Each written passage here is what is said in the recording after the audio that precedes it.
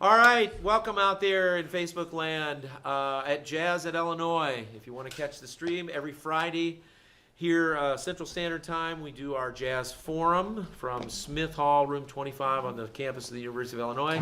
My name is Chip McNeil. I'm the Chair of Jazz Studies here.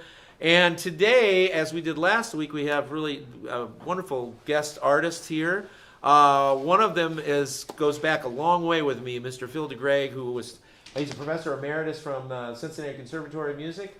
Taught there how many years? A long time. 27. 27 years. Phil and I go back 40 years, though, because we were actually in school at North Texas State way back, I don't even know whatever years those were, somewhere back there. So we're going to hear him and Bruno. I'm going to let you say your last name, because I'll say Mangueira. Mangueira. Okay, great. And he's a wonderful guitarist, and we have a couple of our students that are really good friends with him. So, and know him from Brazil, and they're going to play a bunch of play some Brazilian music for you. And maybe we'll get some of the people in the forum audience, if you guys want to get involved and get up and play with them a little bit, that would be wonderful. And then, I'm going to introduce them, which I just did, but I'm going to have them talk a little bit about themselves before they play. Before we get to that, let's just do our little things. I was asked this morning at a faculty meeting to make sure that all of you review, and it's on Canvas. If you're not familiar, go on to Canvas, the building evacuation stuff.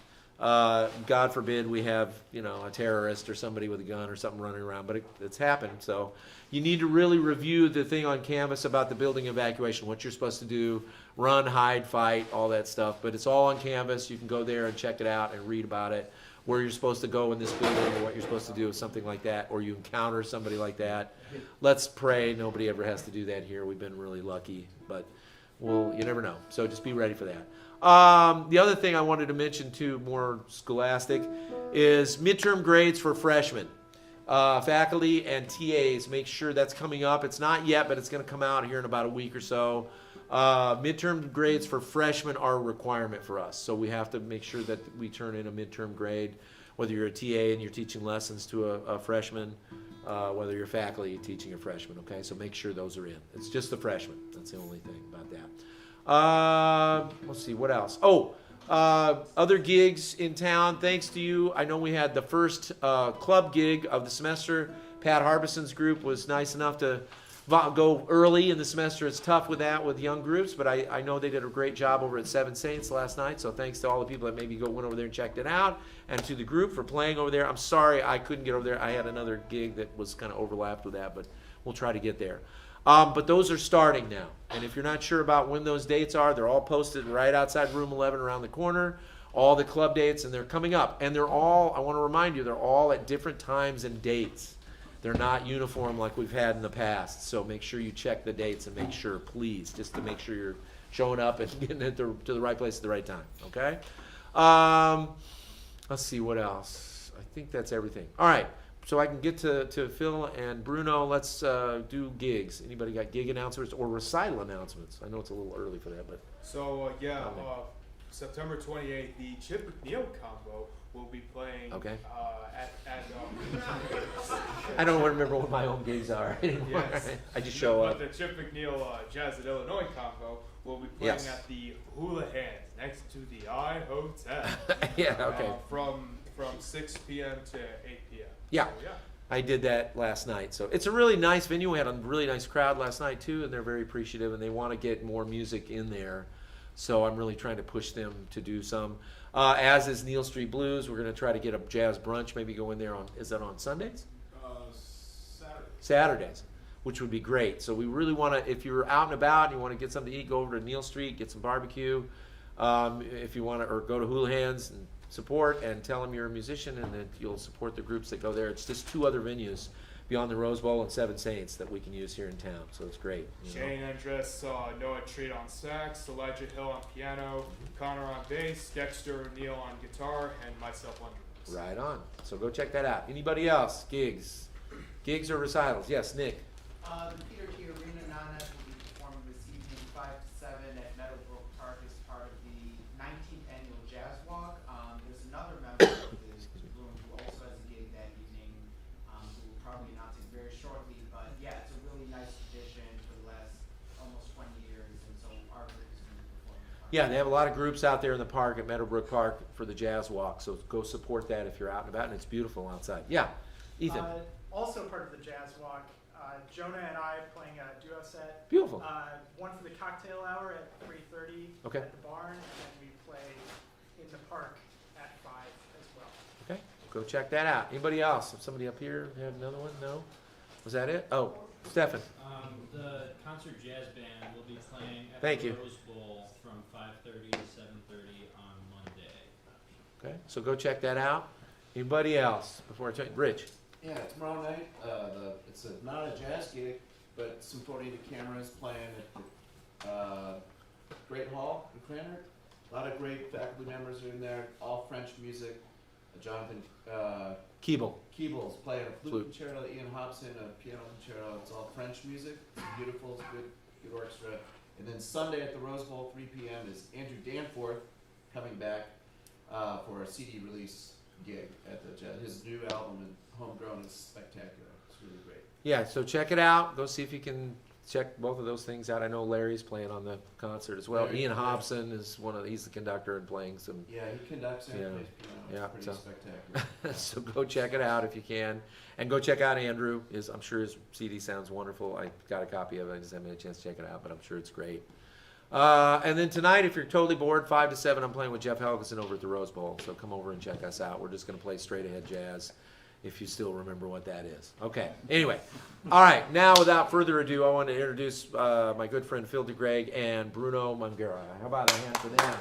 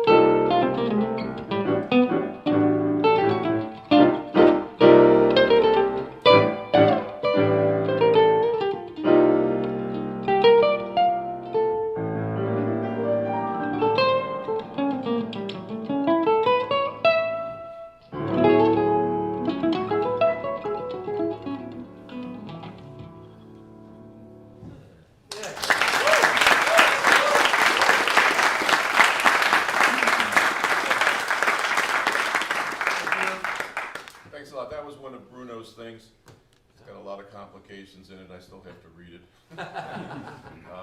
It's called Samba Pro Tonino. And, yeah, you want to say something about that? Yeah, I recorded it on my first CD. Was a tribute to the great Brazilian composer and guitarist Toninho Horta, and I had the honor to have him playing with me on my first CD as a duo. And we recently recorded it in another CD with a Venezuelan pianist who lives in LA called Otmaro Ruiz. We recorded as a duo as well. And yeah, it's great to be here. Thank you, Chip, for having us. Thank you so much. And yeah, so we have been doing things together since 2008, probably. Yeah. I had the good fortune of getting a Fulbright fellowship to teach in Brazil in 2008. Your taxpayer dollars at work. Thank you very much. And it was great. And I met Bruno down there. He was just playing in a bar, and played there, and we got to be friends. And then he's come up to the United States a number of times, and I've been down there a few times, and cooperating on things. Do you want us to say something about ourselves, our history? Yeah, maybe just a little background. Okay, so I grew up in Cincinnati, where I was actually fortunate enough to get a teaching position eventually in my own hometown. But in between, I went to college and studied philosophy, psychology. Then eventually, I ended up at North Texas State doing a master's degree, which is where I met Chip. And I went out on the road for a year with Woody Herman's big band. Then I moved back to Cincinnati because I already had my first kid, and we just kind of settled in there. And then the teaching gig came along, and so I've done that, and I've played with a lot of people that would visit town, but mostly I've been pretty local to Cincinnati, and continue to do a lot of work there. Although not nearly as much as work as there appears to be here. Everybody's telling about all their gigs they're doing tonight. There are gigs here. Yeah, that's pretty good. So anyway, that's pretty much about me. Cool. Bruno, you want to say about yourself? Yeah, so I'm from Brazil. I grew up in Brazil. Actually, I always lived in Brazil. And my first gigs as a musician actually were as a big band guitarist. So yeah, I was really lucky, and so that's probably where my connection with jazz music comes from. And then I'm from Vitória, city in the coast, but then I moved to Campinas for college. There's when I met Goyo, my good friend, and I lived there for 10 years. And yeah, that's when I met Phil. And in parallel to my music career, I always was doing like academic degrees. So then I got a teaching position at the University of Brasilia, where I live now, where I met Beto, my other friend who's here. It's funny because all my friends from everywhere are here. So, and one from my hometown, Andre, he teaches here. Yeah. Yeah, so it's Yeah, kind of crazy to see all those guys from different places. I never saw them together. Yeah. And Jose, Gobo. Yeah, He's Xavier, a former- that's right. All those guys are former students or current students. Yeah. We got a lot Yeah, of so those yeah, basically that's it. And I lived in Cincinnati for a few months in 2011, 12 years ago already, and then New York for a few months as well. And yeah, and I mean I love this exchange we make with our cultures, our musical culture. So it's always great to be here in the US and be in touch with jazz musicians. Hey, I had a question just for you guys, and I think maybe the students would be interested. There's so many intricacies, like you said, Phil, about just Brazilian music in general. I mean, the time playing, the staying on the top side of the beat, the upbeats, that you're both trading back and forth on that. Jim used that too as an example. And all the really rich harmonies. I was really lucky in Miami. I got to play with Yvonne Lins and some of the really great composers too.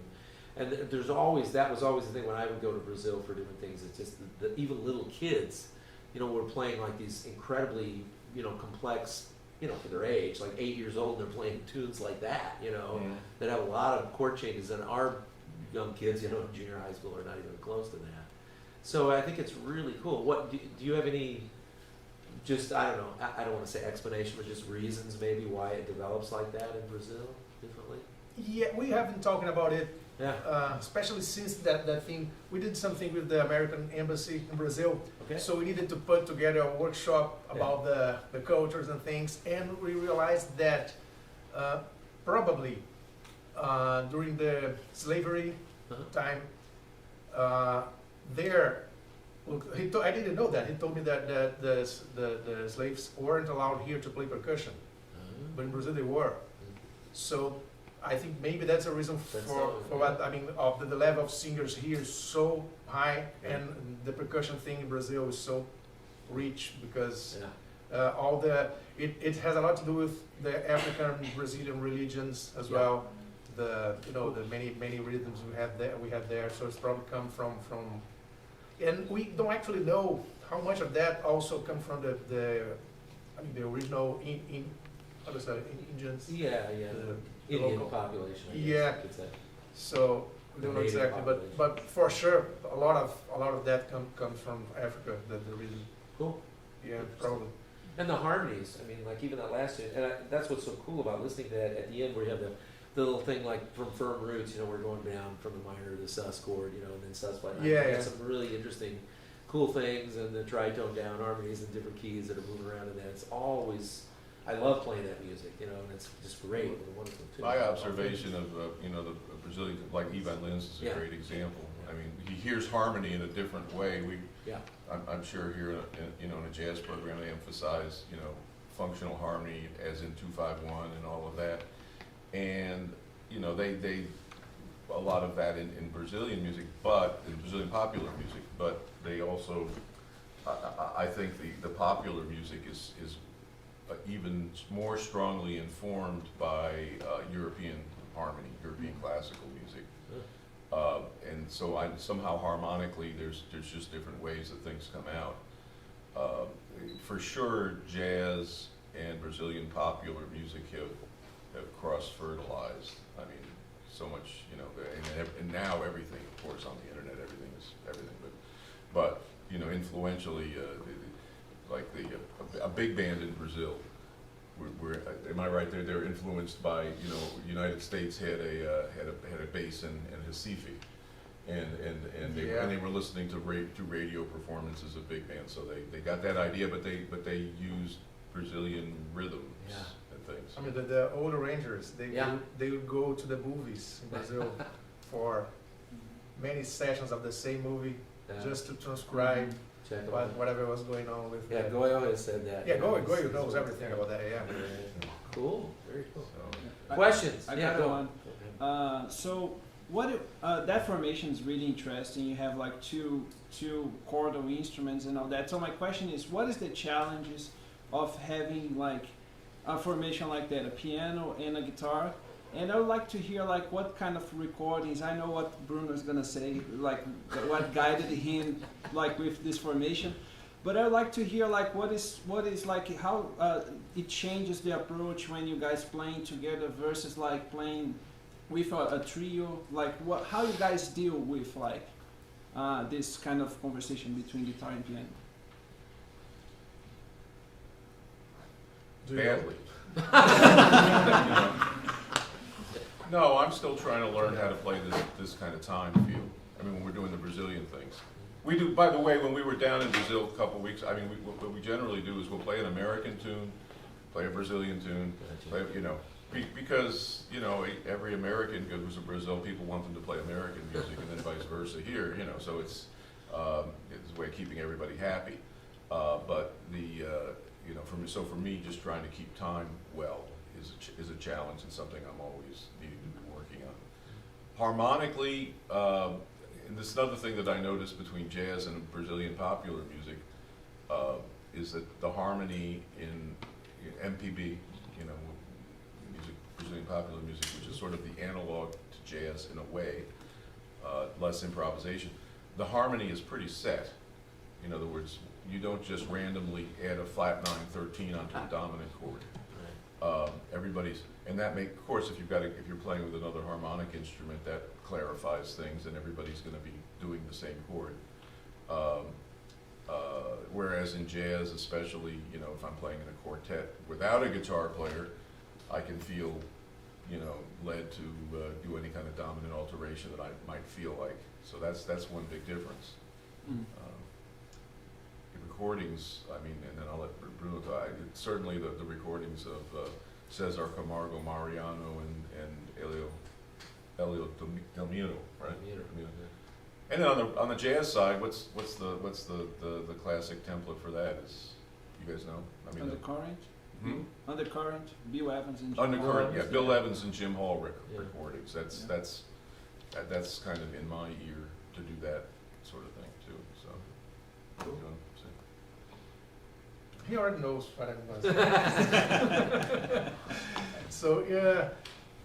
So you're talking in terms of like this specific instrumentation, Yeah, right? like how, like Phil said, like in terms of like how the harmonic, like Harmonic the thing. harmony part. Yeah. right? No, actually, for me, there's almost no difference if I'm playing with the piano or with the singer or with the saxophone. But basically, with the piano, I would avoid more the high strings. I would play many times only the third and fourth strings, like third and seven, and the bass, to leave room for him to do whatever he wants with the harmony. But besides that, I think most important thing, like this kind of rhythm, like samba feel, bossa, or whatever, to keep the independence of the thumb, to keep it like always. But that's what people need. The same thing as the bass. Yeah. I mean, the most important thing is to have the bass there. So, and here I do whatever I do. Of course, we are interacting, but I mean, if I was coming for a singer, I do it very similarly. Like probably using a little bit more of these strings here. Sometimes I use a theme as well, but sometimes not. But basically, that's the. Besides that, I do the same if I was coming to the piano or to another instrument. Yeah, a lot of times when I'm doing this, especially this style, and he's doing that, I'm playing single note lines like I was at the beginning of his song. Mhm. I'm not using my left hand so much, so that it, just. I mean, and if I do use my left hand, it's going to be the same harmony. It's not going to be a different harmony, but I don't need What I to. do with piano many times is to use a pick because it's got so much attack. Right. So just to have more dynamics. Because when I'm playing with another guitar, probably I'm using.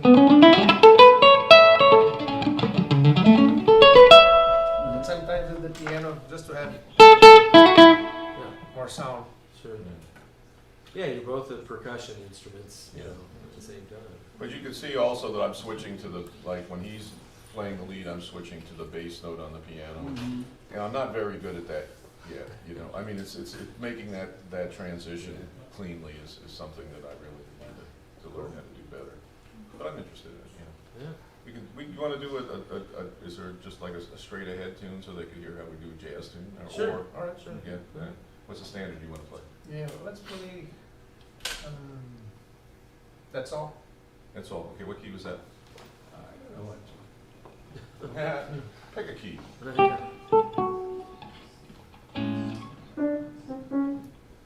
Hey, You really want to do A? Okay. we're gonna be flat. You play with Let's do Yeah, guitar player. let's do Guitar B flat. Let's do B flat. I mean, I can do A, but.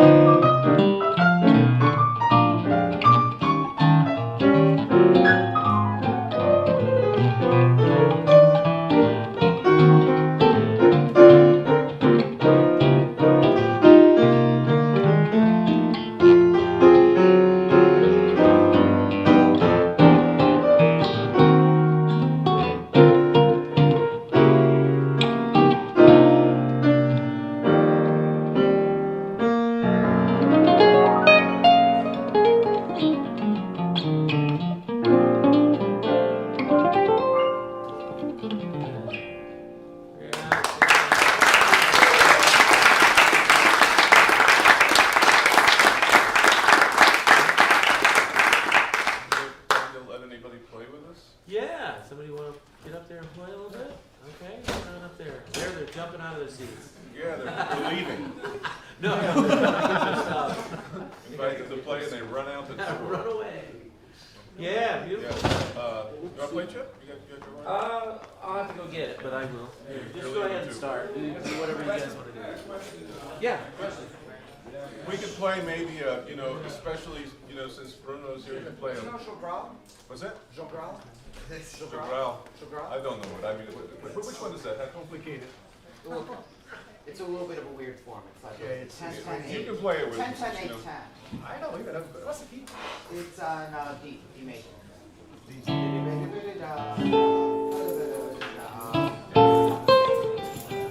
Yeah. You play piano?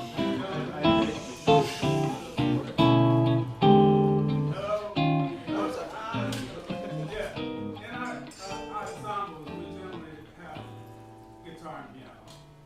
And we kind of advise them, wrongly or rightly, when they accompany to trade, like one, Take turns. take turns. Yeah, sure. What do you think? What is your? To me, it always depends on the style of the music and whether it will, things that are straight eighth oriented, there's a better chance that they can coexist. I mean, if we're doing like a Brazilian tune and the harmony is fixed and the groove is specific, then it's quite possible we can coexist. If it's a straight ahead jazz thing, well, you talk about the Brazilian thing. It's certainly simpler to do that, but I try to play something that would be complementary and not trying to do exactly the same thing. Like, for instance, if he's playing lots of thirds and sevenths and playing real rhythmically, I might be playing longer tones or try to play in the same groove too. But not right or wrong, I guess. What do you think, Bruno? I'm trying to remember the chains. Oh, Jogral. Well, maybe we shouldn't do I that. have a I mean, lead it's, sheet for y'all. I have a lead sheet for y'all if you want it. oh, okay.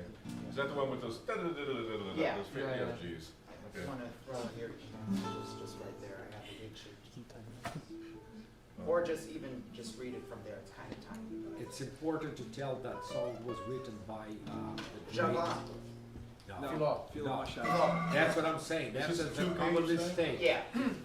Well, that's not fun to read 2 pages on a, That's why I was gonna just email it to you. oh, well, Or we can do another tune. let's do something else. One note samba in G. Could do. Yeah, one note samba in G. Is there a bassist? No? Okay.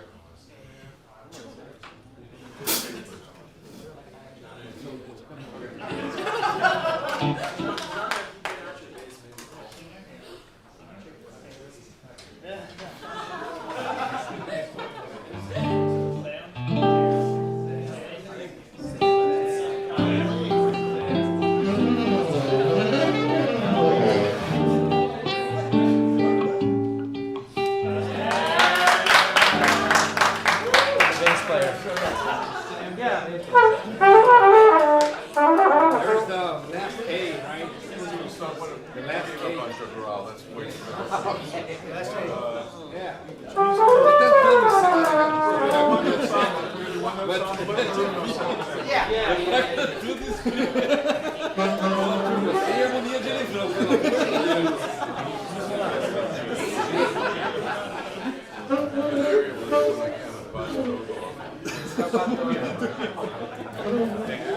Não tem aquele último A, não tem, não tem?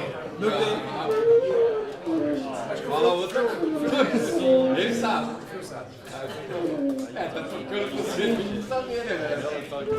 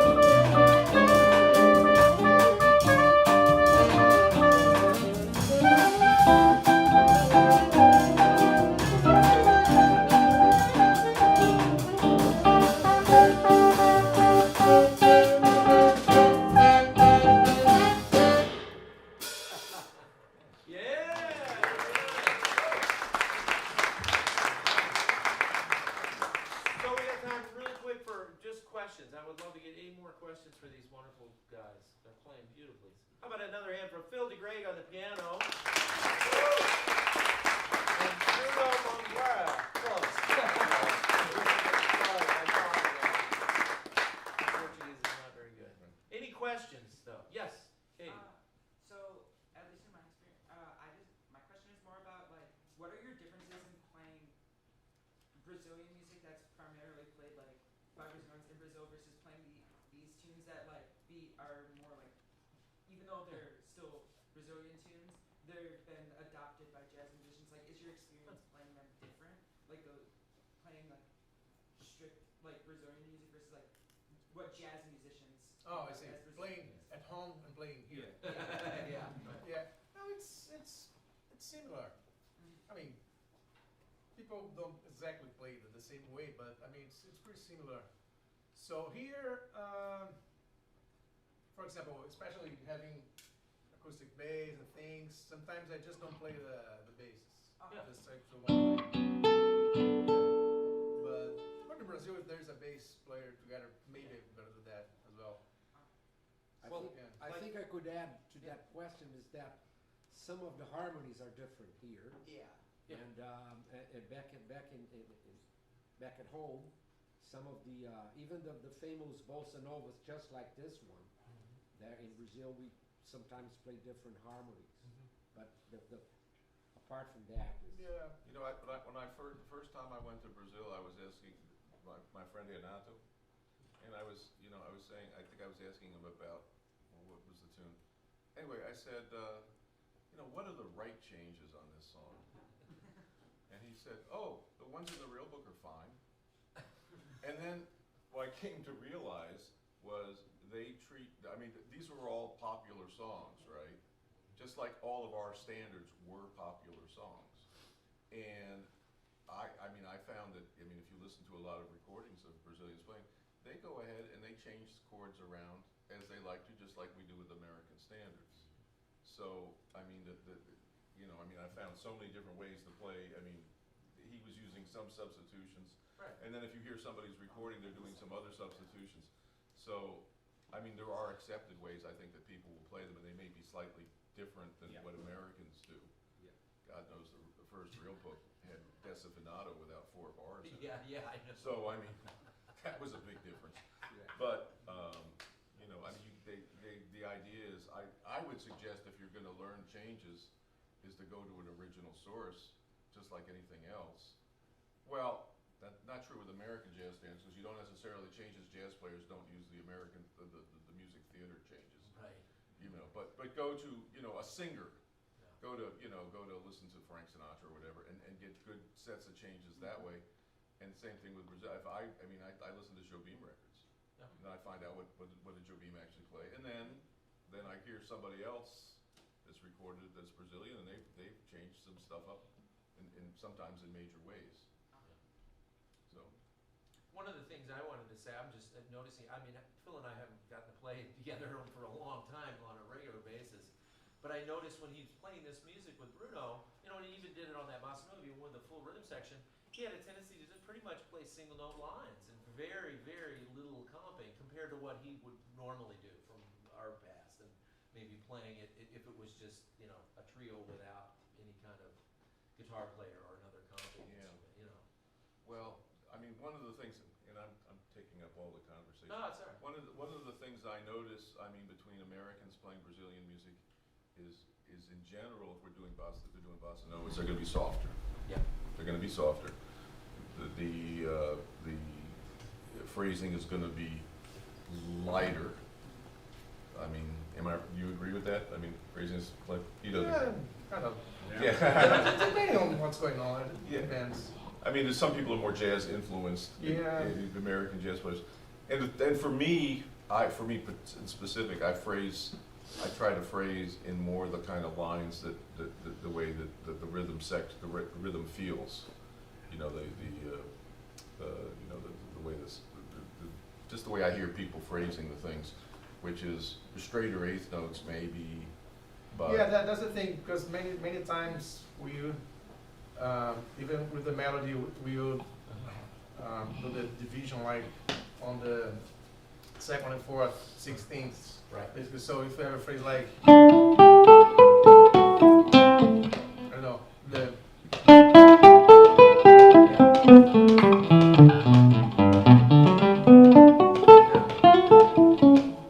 we do a lot. So phrasing. And I don't lay back like I would if I was, Right. I mean, you know, the just American jazz, is, you know, you pull things back and, I don't know, this is me personally, but I think a lot of people do.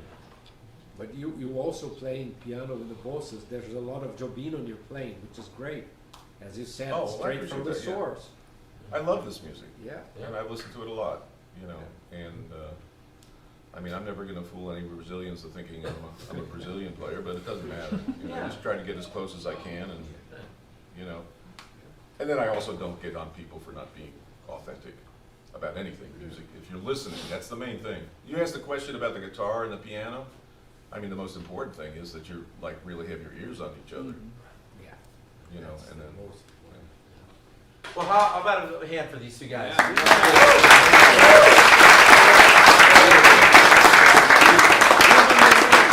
Bruno, if you have a website or anything for CDs and stuff, please lay on them. I have my website's my name, BrunoMangueira.com, and I have all the You got some CDs with you, Facebook. bro. I have some CDs. Yeah, by the so way. if you want some. Instagram or Facebook or whatever. Okay. And Phil, same thing? I've got a website. I'm not on Instagram. I guess I'm too old. You can see him on my Instagram. Yeah, are you on Instagram? No. What's wrong? I barely have an email. Yeah, I know. That's about it. I know, yeah. But hey, thank you very much for everybody. We'll see you next week. Thanks,